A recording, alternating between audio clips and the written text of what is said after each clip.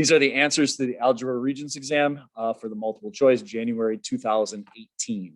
So in question number 1, it says, when solving the equation 12x squared minus 7x equals 6 minus 2x squared minus 1, Evan wrote that this was the answer as his first step. Which property justifies this step? So the difference is what I have highlighted here in the green, all right? We go from a -2 outside parentheses. So we're getting rid of the parentheses. What we're really doing is distributing and distributing. So we're doing the distributive property of multiplication, and it's over subtraction, all right? Sometimes they just say distributive property. This time it says of multiplication over subtraction. It's of subtraction because of the minus sign inside the parentheses. But when you do -2 times x squared, you get -2x squared, and -2 times -1 is a +2 or +2. In question number 2, Jill invests $400 into a savings bond. The value of the bond in hundreds of dollars after X years is illustrated by the table.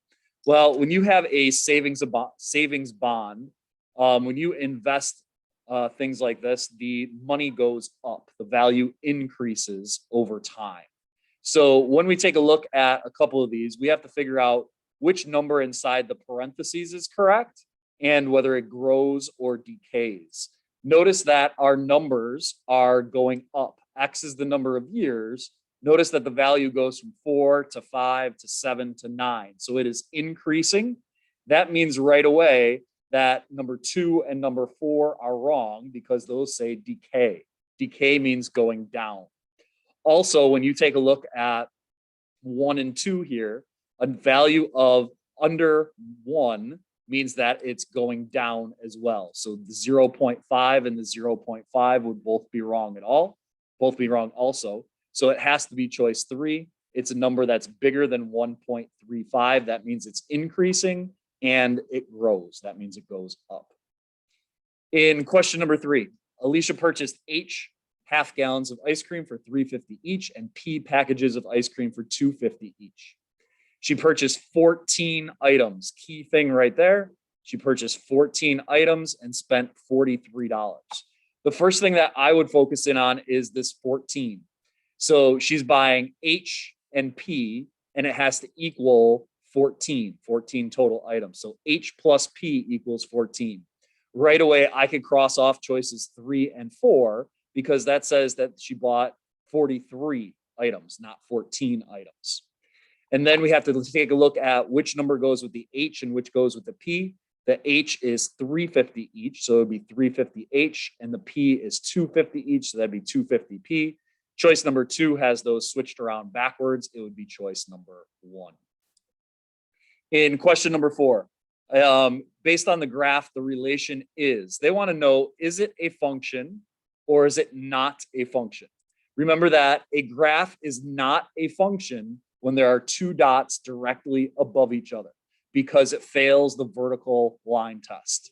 When we take a look at these choices, is this a function? Yes or no? Well, nowhere on this parabola are there 2 dots right directly above each other. Therefore, it is a function. So I could cross off choice 3 and choice 4 right away. I've never talked about anything called the horizontal line test. That doesn't make any sense. They're just trying to trick you and confuse you. All right, so it is choice number 2. It is a function because it passes the vertical line test. Each X value has only one Y value with it. In question number 5, Ian is saving up to buy a new baseball glove. Every month he puts $10 into a jar. So after 1 month, $10, 2 months, $10 again, 3rd month, $10 again. Which type of function best models the total amount of money in the jar after a given number of months? Because he's adding the same amount every time, it would be linear because he's adding the same amount.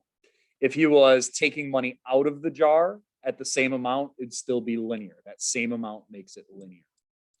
In question number 6, which ordered pair would not be a solution? So what I would do is I would type this equation, x to the 3rd power minus x, right into my y equals, and then hit second and table. Take a look at your x values. Take a look at the x value of -4, -3, -2, -1. and see what the corresponding y value would be. All right. The one that would not work, the value for -1 is not -2. All right. When you take a look at the table. In question number 7, last weekend, Emma sold lemonade at a yard sale. The function P of C equals 50 cents times C minus 9.96. And P of C is the profit. Emma earned C selling C cups of lemonade. Sales were strong, so she raised the price by 25 cents per cup. Which function represents her profit for the weekend? Well, this was our original equation. And how we're changing it is that we're adding 25 cents to the price of the cup. So 50 cents plus 25 cents is 75 cents times C. That's the only thing that we're changing. So that would be choice number 4. In number 8, the product of the square root of 576 and the square root of 684 is what? Well, the square root of 576 is a perfect square. That's 24, because 24 times 24 is 576. The square root of 684 is a big, long, ugly, irrational number. So we have a rational times an irrational. Anytime that you have a rational times an irrational, it will always give you an irrational number because one of the terms is irrational. All right. Anytime that you have those irrationals, always going to make it irrational. In question number 9, which expression is equivalent to this? So I would just take these and do trial and error, all right, until you get the correct answer by doing double distributive property or FOIL. So we have firsts. If we take choice 3, which is the correct answer, if we do first, y squared times y squared is y to the 4th. Y squared times -10 is -10y squared. The inners 10 times y squared is 10y squared. The last 10 times -10 is -100. We have opposites here. We have a -10y squared and a positive 10y squared. Those just end up canceling out or equaling to 0. So all we have left is y to the 4th minus 100, which is what we started off with. So choice 3 is the correct answer. If you did FOIL or double distributive property to any of the other choices, you would not get what you started off with. In question number 10, the graphs of that and that intersect at approximately where? Type them into your y equals and graph them. All right. When you graph them, the parabola, that first equation, looks like this, and the line of the second equation look like this. Then hit second and calc and number 5 to find the intersection points. All right. When you use your calculator to find the intersection points, you will see that it is choice 3. In question number 11, the expression of that represents the height in meters of a toy rocket t seconds after launch. The initial height of the rocket in meters is, well, remember, you can't have negative time. So this whole part of the graph is essentially meaningless. We're rejecting that negative time. Where it's starting off at is at 0, and at 0, that y-intercept, you could hit second and table to find it, all right, if you typed it into your y equals, and you could get that 0, 2 is where it's starting off at. That's the y-intercept, so it's choice number 2. In question number 12, if the domain, remember, domain is your x, range is your y. If the domain of the function, f of x equals this, is this, that means these are your x values. Then what are the y values or range values that go with it? Super easy question. All that you have to do, remember, f of x just means y. So type this 2x squared minus 8 into your y equals, and then hit second and table. Look at the x values for -2. At -2, the corresponding y value is 0. At 3, it's 10. At 5, it's 42. So these are your x's. These are your y's. Your y values are your domain values. We get 0, 10, and 42, which is choice 3. In question number 13, which polynomial is twice? Twice means to multiply by 2. Twice the sum of this and this. So the sum means to add. So we have to add together those two trinomials first. Remember, you have to add together your x squared value with your x squared value, your x value with your x value, your plane number with your plane number. there's really ones in front of these plain x's. So we have 4x squared plus negative 6x squared, which is negative 2x squared. We have a negative 1 and a positive 1. Those equals 0, so those just cancel out. And then we have 1 plus negative 4 is negative 3. But the tricky part of this one, right, and notice that they did try and trick you. Notice that this red answer is choice number 1. So if you didn't read the word twice, you probably marked down number 1. But they want twice that amount. So we have to take that red answer and multiply it by 2. So 2 times negative 2 is negative 4x squared. 2 times negative 3 is negative 6 or minus 6. So that is choice 3. Always make sure that you read the question carefully. In question number 14, what are the solutions to this equation? Well, I would try and get rid of that 3 out front first by dividing by 3 and dividing by 3. When you do that, these 3's cancel out. So we have x minus 4 squared equals 9. To get rid of a squared, the opposite of squaring a number is to take the square root of a number. So we take the square root of both sides. So we have x minus 4 equals plus or minus 3. Remember, anytime you take the square root, it's plus or minus. Split the question into 2, once with a positive 3 and once with a negative 3, and solve that one-step equation by adding 4 and adding 4. So we get answers of 7 and 1, which is choice 1. In question number 15, which method eliminates one of the variables? So we have a system of equations here. We want to eliminate either the x's or eliminate one of the y's. If you take a look at choice number 2, which is the correct answer, multiply equation B by 3 and add the result to equation A. This is multiplying to create opposites, and then we add them and they cancel out.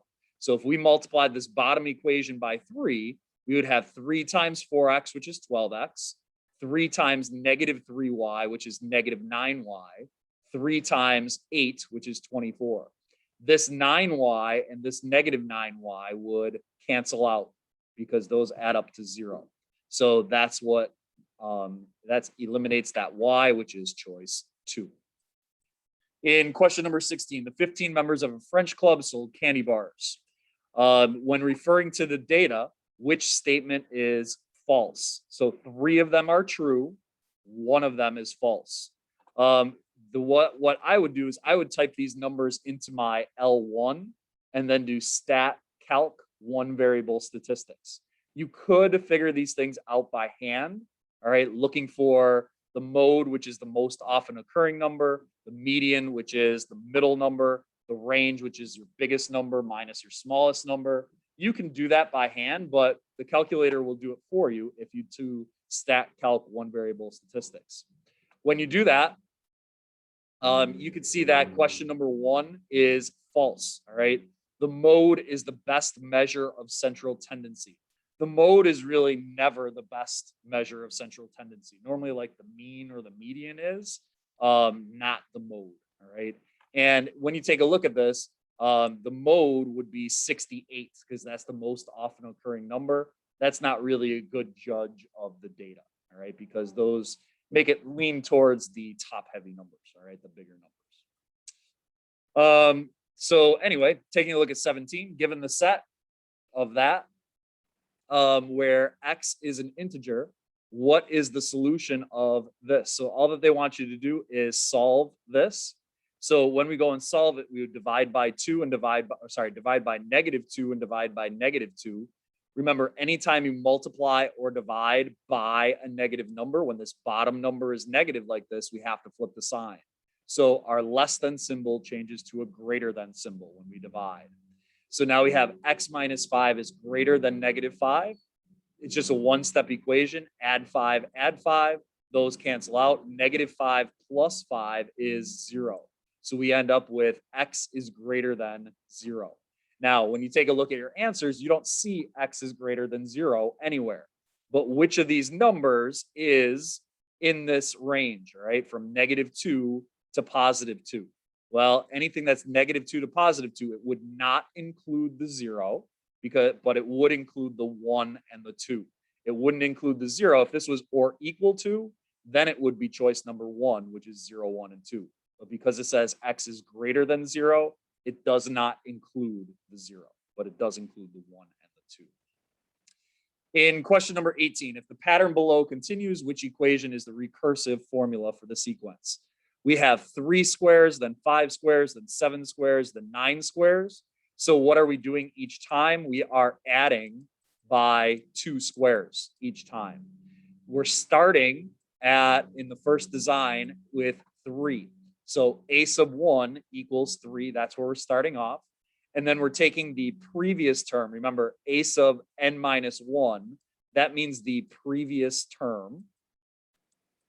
And we are adding 2 to it. So it would be choice number 3. It wouldn't be choice number 4 because that one says that we're starting at 1. In question number 19, if the original function is shifted 3 units to the left, which expression would represent the g of x? I wouldn't try and memorize any formulas. I would just type them into my y equals and see what happens. All right. Type all these into your y equals and see which one moves our original equation, our original graph 3 places to the left. It would actually be choice number 2. All right, because we're adding 3 to just the x value. If you graph number 1, it actually moved it to the right. Subtracting 3 moves it to the right. Adding 3 moves it to the left. In question number 20, first consider the system of equations which is this graph. And then consider the system of inequalities, which is this stuff. When comparing the number of solutions in each of these systems, which statement is true? Well, here in the first one, you have a line and a line. Notice because of the or equal to, you have a line and they cross at 1 point. So there is 1 solution. In this one, you're shading above, you're shading below. It creates this whole green area of your solution set. That's really an infinite amount of solutions. So when comparing the number of solutions in each of these systems, which statement is true? The system of inequalities has more solutions. This first one with the 2 lines just has 1, where these have infinite. So that has more. In question number 21, Nora inherited a savings account that was started by her grandmother 25 years ago. The scenario is modeled by that function. Which function below is equivalent? Equivalent means equal to a of t. All that you need to do, and you're going to see this in a lot of the Regents exam questions, if you just graph them all, they want to know which one is the same. Well, if you just graph them, you're looking for the same exact graph. When you graph the original equation and when you graph this equation, they will be the same exact identical graph. So all you want to do is graph them and see which one matches up. In question number 22, there's a lot of fractions here. You could use fractions to solve it. I'm not a big user of fractions. I like using decimals instead. So when you multiply 2/3 times 1/4, you really get 0.16 repeating.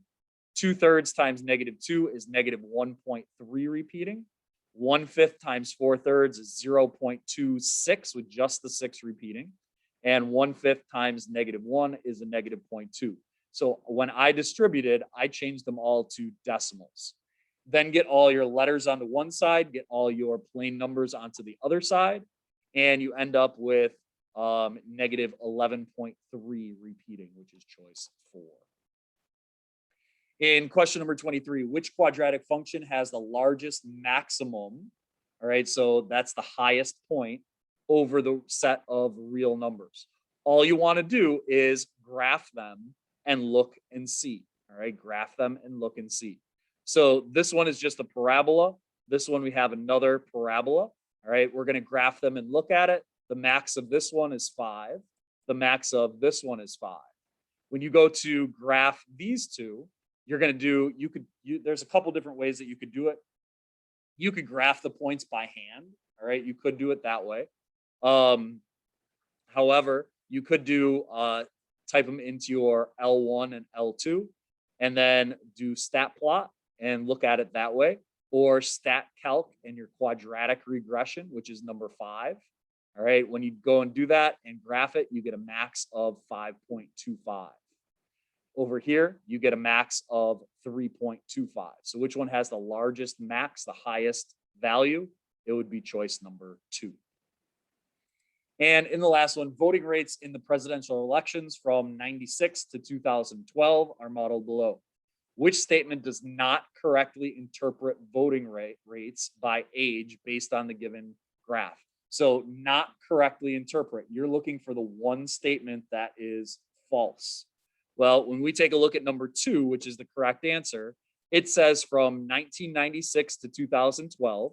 So from here to here. All right, the average rate of change was positive for only 2 age groups.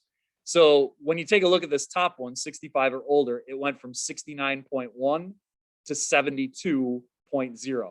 So that went up. That's positive. 45 to 64, it went from 68 to 67. That went down. From 30 to 44, it went from 56 to 59. That went up. And from 18 to 29, it went from 39 to 45. That went up. So there were 3 age groups that went up from the start to finish. This says that there's only 2 age groups that went up.